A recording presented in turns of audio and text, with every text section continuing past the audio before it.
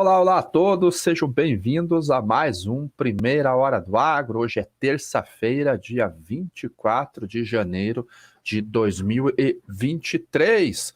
O mercado hoje um pouco mais tranquilo em relação a ontem para as commodities agrícolas, né? Como antecipada lá no Twitter, no finalzinho de domingo, havia uma boa chance das cotações na Bolsa de Chicago abrirem a semana em queda por causa da melhora no clima da Argentina. Então, a Argentina, com o clima um pouquinho melhor, acaba trazendo um sentimento ao mercado de redução das perdas, de estabilização das lavouras por lá. E foi exatamente o que aconteceu, soja caindo mais de 1% ontem, milho também caindo bastante, o trigo também caiu, apesar da Argentina já ter colhido o trigo. E o trigo hoje está com uma movimentação um pouquinho de alta, mas veio uma notícia lá da Índia, que parece que a oferta gigantesca da Índia de quase 110 milhões de toneladas, que era a estimativa inicial, também não é tudo isso, não. A produção lá está mais para 105, 106 milhões de toneladas, e o preço no mercado doméstico está reagindo muito forte, mesmo com a proibição das exportações pelo governo indiano. Então mostra que no cenário doméstico o aperto está grande também. Hoje eu quero trazer uma análise também do petróleo, porque saiu uma notícia muito interessante com relação ao mercado físico do petróleo, e há algo que eu vinha respondendo caixinhas no Instagram, comentando aqui no YouTube, da diferença do que é o mercado spot para o mercado futuro do petróleo e por que os preços não reagiram mesmo com a reabertura da China. Então tem alguns dados técnicos bem interessantes para vocês darem uma olhadinha para entenderem como que funciona melhor o petróleo. Bem lembrado, Maico, 11 meses da guerra, exatamente, dia 24 de fevereiro aconteceu a invasão, hoje fazem 11 meses de guerra já. E até essa notícia do petróleo tem muito a ver realmente com a situação da guerra, porque mudou a dinâmica das negociações e o Brasil aumentou e muito as vendas de petróleo para a China, muito mesmo, então vocês vão ver os dados aqui no decorrer do programa. Também quero trazer um pouquinho sobre o mercado do boi gordo, que continua pressionado, né, B3. O preço subiu bastante, não cai lá na B3, mas quando você vai para o mercado físico, a conversa é outra. O preço não reagiu lá na B3. Então, para quem é pecuarista e opera com estratégias de gestão de risco, pode ser uma oportunidade para você fazer uma fixação de preços na bolsa, garantindo um piso mais elevado para o preço da arroba do boi. E a China realmente fora do mercado traz um menos movimento para as commodities que tem muita relação com a economia, minério de ferro, petróleo acaba tendo um movimento um pouquinho mais baseado em notícias, soja, milho também tem uma redução no volume. O que nós vemos hoje? O café voltou a cair, né? Ele subiu ontem, hoje ele faz, podemos até colocar como uma realização técnica, nesse momento uma queda de 0,69% a 157,45 centavos de dólar por libra-peso. Ontem os estoques da ICE, que é a bolsa de Nova York, que acaba sendo o benchmark para o café arábica, subiram 7.700 sacas, eles já estão em 858 mil sacas lá na ICE. Então, há estoque nos armazéns certificados, a gente pensar que esses estoques caíram a 300 mil sacas, então olha a recomposição que eles tiveram nos últimos meses. Lá na DCA não houve muita alteração também nos estoques, então a gente tem um mercado relativamente equilibrado. Ontem saiu uma notícia que o Vicente compartilhou, deixa eu ver se eu encontro o Twitter dele aqui, falando sobre a possibilidade de a gente ter um estoque muito baixo, ou a divulgação de um estoque muito baixo no relatório que vem em março, que é o relatório dos estoques trimestrais. Então, ali ele acredita que possa ser dado um movimento de alta no café. Deixa eu ver se eu acho que não consegui achar aqui a publicação dele, mas ontem saiu, ele pegou o dado em algum lugar, mas mostrando que os estoques no Brasil realmente estão baixos. Então, vamos ver se não vem algum movimento de alta mais para o mês de março, que é quando eu acredito também que possa ter esse movimento de alta, porque os números de muitas consultorias que estão no mercado, ele... Opa, achei a matéria aqui, ó. Destaque do dia: o Conselho Nacional do Café divulgou um artigo e destaca o seguinte trecho. No entanto, dia 31 de março de 2023, teremos novamente o menor estoque de passagem da história. Aí o Vicente já faz o sensacionalismo dele, né? Faz parte das redes sociais. Está aqui o dado do Conselho Nacional do Café, que fala que a gente pode ter o menor estoque da história. Então, isso aqui, ó, tá aqui no último parágrafo aqui. Então, isso seria um motivo muito plausível para fazer as cotações voltarem a subir. Mas, por hora, a gente fica na expectativa de uma boa safra, ter chovido, investidores acreditam que isso vai trazer uma boa produtividade para a bebida, para o grão aqui e a bebida negociada na Bolsa de Nova York. Indo já para a Bolsa de Chicago, o trigo subindo 0,59 a 7 dólares e 24 bushel no vencimento março, 7 dólares e 31 no vencimento maio, uma alta de 0,41%. E a notícia que eu comentei com vocês é esta daqui, que o trigo se recupera de uma mínima de 16 meses, mas o clima nos Estados Unidos limita ganho. E aqui fala essa matéria, não é essa matéria aqui, fala sobre a produção na Índia. Não, opa, acho que é essa daqui, ó. A matéria sobre a produção da Índia, que foi menor do que o esperado. Eles tinham uma expectativa aqui de 69 milhões de toneladas e a produção está na faixa de 106 milhões. Então, no mercado doméstico, o trigo subiu bastante e isso, com certeza, pode ser refletido no restante do mercado. Como ontem caiu bastante as cotações, a gente vê aqui no gráfico uma queda muito forte para as cotações do trigo, face a outros movimentos, né, com exceção do dia do relatório do USDA, e aí hoje ele faz uma recuperação técnica. A gente vê que se nós vamos traçar uma linha, na verdade, aqui a gente vê que é quase que um suporte aqui, porque testou um fundo aqui, testou um fundo aqui, vamos voltar aqui, ó, tem vários testes nesta região. Então ele testou ontem, não teve força para romper e hoje ele está recuperando um pouquinho. Mas quando você olha essas médias móveis aqui, todas apontadas para baixo, cotações trabalhando abaixo dessas médias móveis, o RSI ainda 38, podendo cair mais, a gente não tem um viés de alta para o milho, nem fundamentalmente nesse momento, nem tecnicamente.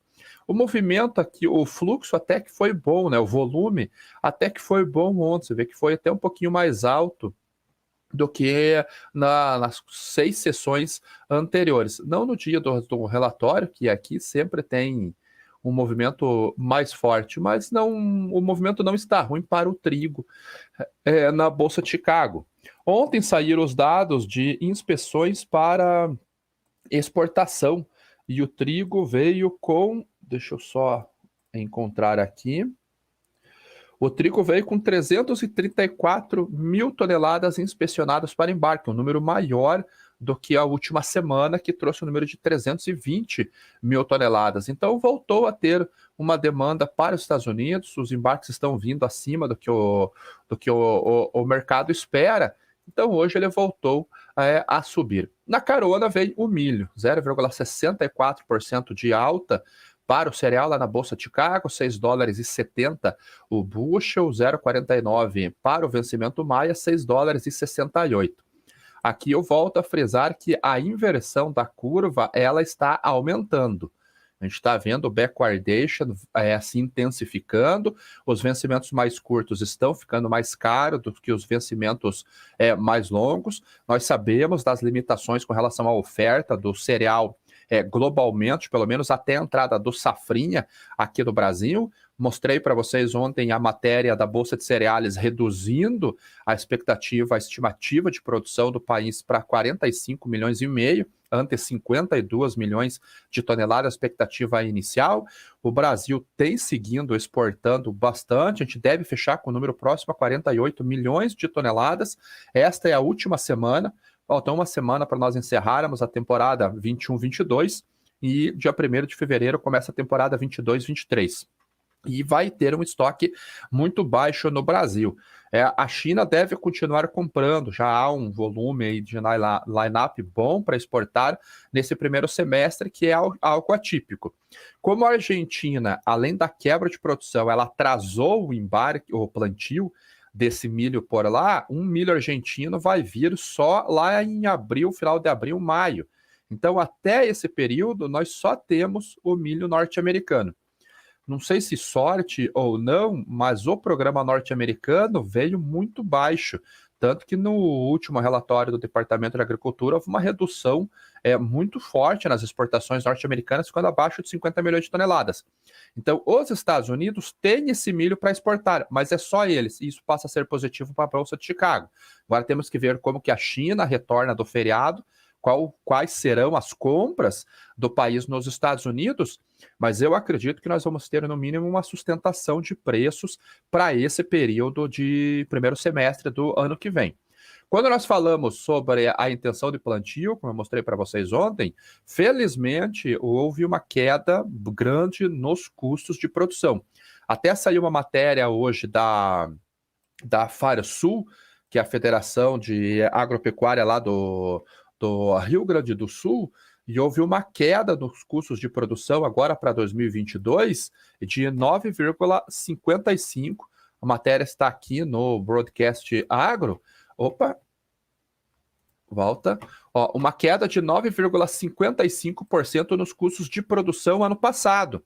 Então, a gente já tinha até antecipado aqui que os custos ficariam mais baixos, porque principalmente pelos fertilizantes que eles falam aqui, né? O primeiro semestre teve uma inundação de fertilizantes, até por causa da guerra, isso reduziu um pouco os preços no mercado doméstico, aí teve aquela alta enorme no meio do ano, e alguém comprou no meio do ano, claro, um fertilizante mais caro. Mas, no geral, houve uma queda de 9,5% no custo de produção. Eu senti essa queda no custo de produção da safra que está sendo colhida agora. E o valor que é recebido na venda dessas commodities teve um aumento de 10,36%. Então, melhorou muito a relação de troca para essa safra em comparação com 2022. 2022 a gente teve uma relação de troca pior. Tanto que a gente monitora as relações de troca nesse momento, elas estão excepcionais, porque realmente os fertilizantes derreteram. Agora, quando compara-se essa receita como o IPCA, não houve uma melhora. O produtor continua recebendo menos do que o IPCA de alimentos. Está aqui, 11,64 foi o IPCA de alimentos.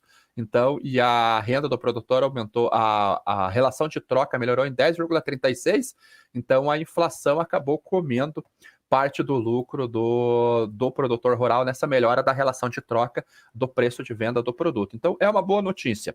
Para a safra 23-24, tanto do trigo quanto do milho, o trigo que deve continuar tendo uma expansão diária, a gente tem que tomar cuidado com a relação de troca neste momento, porque baixou bastante o preço dos fertilizantes, os preços de glifosato, de outros pesticidas, herbicidas, fungicidas, mas a commodity para o segundo semestre, se os estoques se adequarem dentro do que eu acredito que vai acontecer, já que o Brasil vem com uma safra de 124, 125 milhões no milho.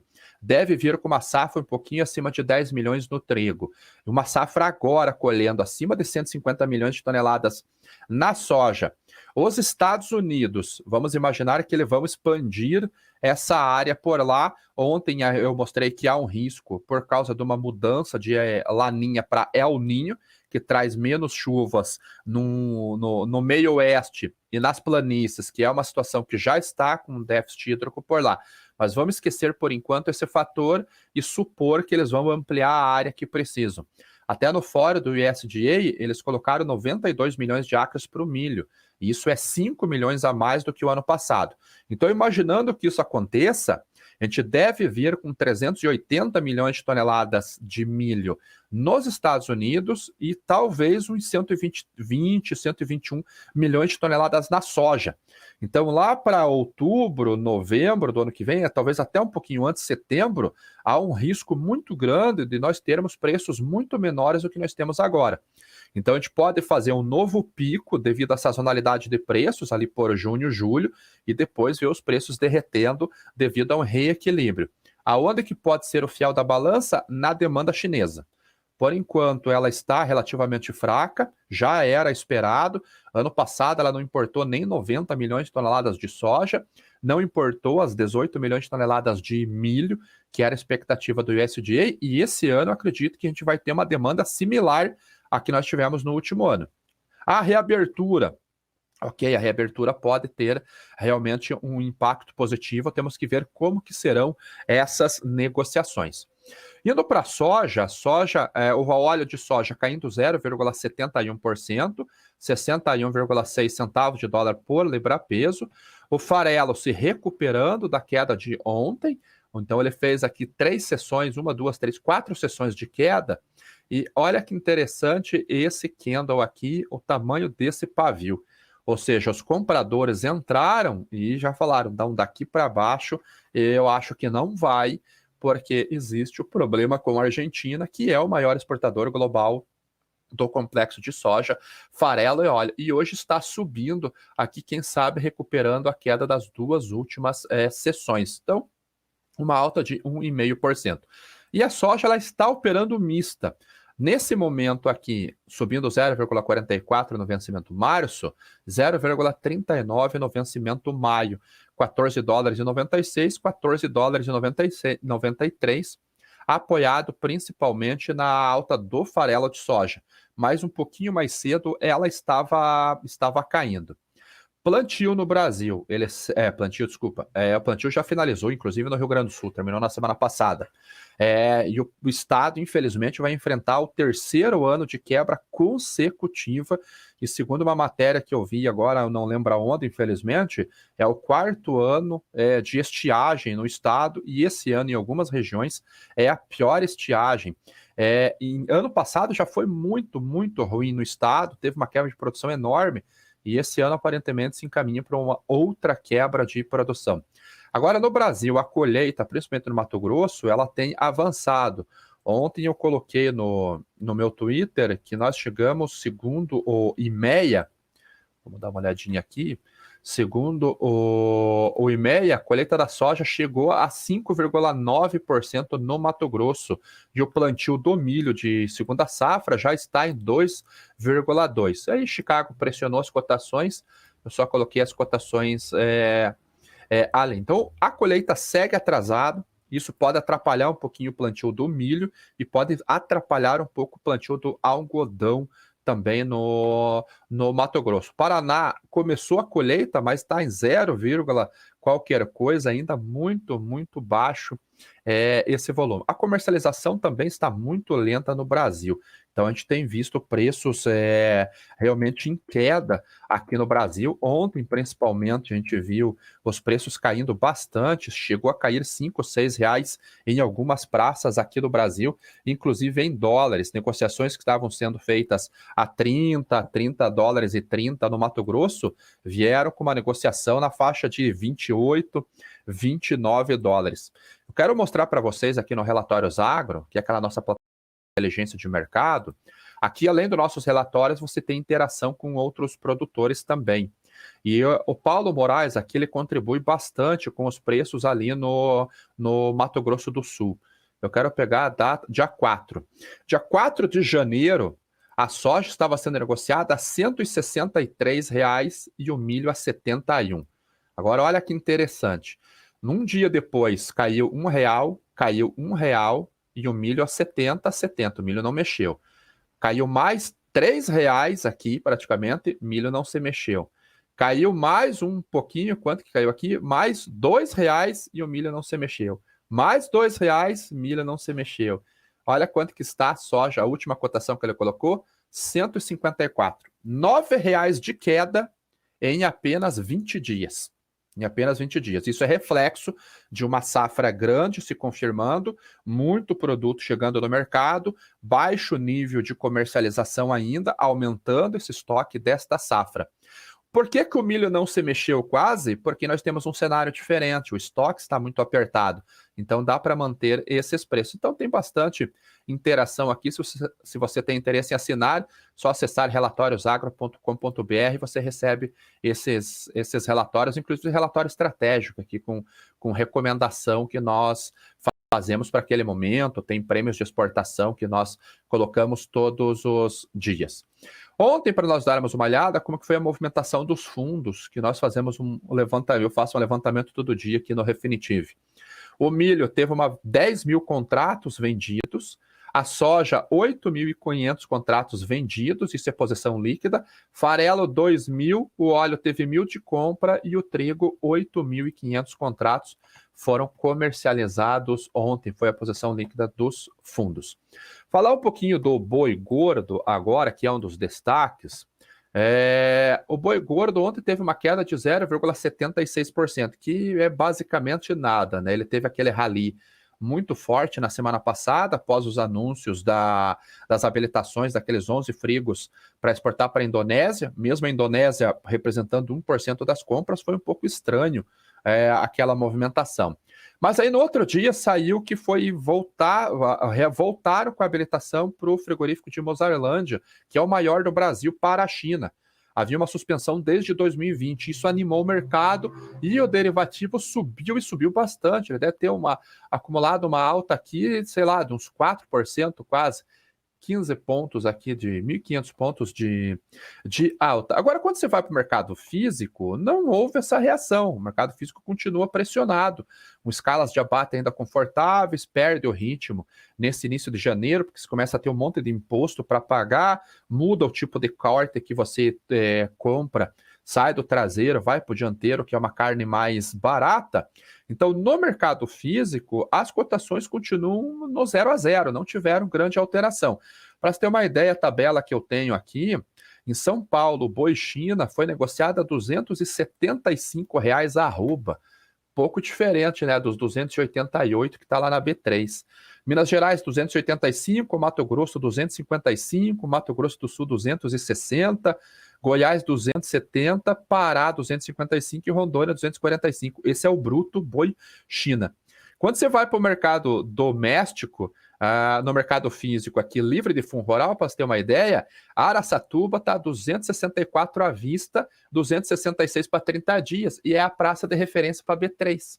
Olha a diferença que você está no spread entre físico e mercado futuro. Então, o mercado financeiro se animou, o mercado físico nem tanto, porque aí você tem uma condição de consumo menor realmente, até um viés de queda para os próximos dias, devido a essa condição de muito boi terminado, chegando ainda para os frigoríficos, a demanda um pouquinho menor, feriado lá na China também demanda menos compras internacionais. Esperamos que volte a partir da semana que vem alguma coisinha, mas por hora a gente não tem nenhum elemento que possa significar alta para a arroba do boi no mercado físico.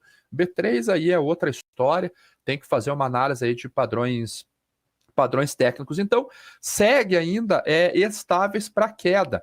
No sudeste do Mato Grosso, por exemplo, teve queda de 7,33% na base do boi, R$ 244,50 à vista, R$ 246,50 a prazo, segundo os dados da Scott Consultoria. Então, para ver como o mercado físico é diferente do mercado futuro. Só que aqui para o pecuarista no Brasil também abre oportunidade de fixação de preços, hein? Abre uma boa oportunidade para gestão de riscos. Indo para o petróleo, que é o que eu queria comentar com vocês, a gente tem as cotações trabalhando de maneira mista hoje. Sobe um pouquinho, cai um pouquinho, os dois primeiros vencimentos subindo e os dois últimos caindo. Aqui a gente já começa a ver aquela briga na curva de futuros. Eu mostrei para vocês que a curva, ela segue... desculpa, antes de eu ir lá, deixa eu mostrar os dados de inspeção de exportação. Quase esqueci disso. No milho, ontem, 727 mil toneladas inspecionadas para embarque, semana anterior 774 mil, e o da soja veio com 1,8 milhão de toneladas, a semana anterior 2,075, mas o fluxo tem seguido. Agora sim, vamos para o petróleo. Então, nós já começamos a ver aquela briga na curva de futuros do petróleo. Vocês devem lembrar que ela tinha ido para carry, que nós falamos, né? Os vencimentos mais curtos, mais barato que os vencimentos mais longos. Isso mostrava um certo equilíbrio entre a oferta e a demanda no curto prazo. Deixa eu colocar aqui os 8 meses, porque senão 30 nós não conseguimos ver. E a curva ela já começa a mudar o formato. Eu vou comparar para vocês aqui no finalzinho, em dezembro. Ó como que estava o ano passado, a diferença do formato. Então, início do ano passado, antes da guerra, a gente já tinha uma inversão muito forte, o petróleo ia subindo. A guerra, claro, fez os preços dispararem. Mas olha o formato agora, como ela está mais flat do que essa inversão que nós tínhamos, mostrando que toda aquela tensão do petróleo acabou mudando um pouquinho. Mas olha como estava o formato da curva há um mês atrás, exatamente um mês atrás, véspera de Natal, 24/12. O vencimento aqui estava com um carry muito forte, de quase $3. Mas quando você olha aqui, a gente vê que tinha um carry maior do que aqui. Então a curva já começa a brigar com um fletamento para inversão, ou seja, já começa-se a trabalhar com algum nível de restrição de oferta para o primeiro semestre. Antes de eu entrar exatamente na análise do petróleo, saiu uma matéria hoje que o Goldman acredita que nós vamos ter mais um ano positivo para as commodities, tendo uma valorização maior do que os outros ativos. Cadê a matéria? Agora eu perdi a matéria aqui. Mas, então, o Goldman, que é um dos maiores bancos do mundo, possivelmente o maior banco de investimentos do mundo, ele já vê que as commodities vão ter um ano melhor do que outros ativos de risco. É até justificável que nós tenhamos esse cenário. Não encontrei a matéria aqui, mas se eu achar eu coloco para vocês. E o petróleo é o principal ponto que eles acreditam que possa ter essa alta. É o setor de energia, não só o petróleo, mas gás natural, combustíveis também, carvão também, que já diminuiu o spread entre o carvão térmico e o coque. Realmente eu não achei. E é essa notícia que eu quero mostrar para vocês. O mercado físico do petróleo começa o ano com um rally na demanda chinesa. Lembra algumas semanas atrás que eu comentei para vocês que o petróleo tinha aumentado a demanda lá na China, mas não tinha tido reação na bolsa, porque a China estava comprando em origens que não tem WTI e Brent como ferramenta de fixação de preço, que ela estava indo no mercado spot. E no petróleo nós temos dois mercados. Temos o spot, o mercado à vista, onde você faz as compras e as vendas e usa só como referência de formação de preço derivativa da bolsa, e tem o mercado futuro, que o derivativo realmente é movimentado. E a China aumentou as compras no mercado spot, tanto da Rússia quanto do Brasil. Segundo a matéria aqui, foram 10 VLCCs, Very Large Crude Carriers, comprados aqui do Brasil. Cada navio desse consegue transportar 2 milhões de barris. Então ficou caro o petróleo na Europa, ficou caro o petróleo do Oriente Médio. Vamos para as praças onde o petróleo está mais barato, de acordo com o diferencial de base, que é o que negocia-se só no mercado físico. A Rússia teve uma vantagem, tanto que a Índia se tornou a Rússia se tornou o maior fornecedor de petróleo para o país. Está aqui a matéria, que a importação de petróleo pela Índia com petróleo russo barato é o maior dos últimos 5 meses, para se ter uma ideia, e a China foi para o físico. Então, até os diferenciais aqui do petróleo dos Fortiers, que é o Brent praticamente, ele está com uma valorização no diferencial que chegou a 30 centavos acima do Brent. E essa é uma cotação que normalmente ele está even. E olha que interessante esse gráfico. A gente teve esse valor negociado abaixo do Brent em basicamente todo o segundo semestre de 2022, do ano passado. Quando veio a guerra, aqui ele deu esse pico de preços, nós tivemos lá durante a guerra, e depois quando o petróleo chegou a 40, por causa daquela restrição de oferta que realmente tinha, voltou a derreter, sendo negociado abaixo da referência do Brent, e agora ele voltou a subir.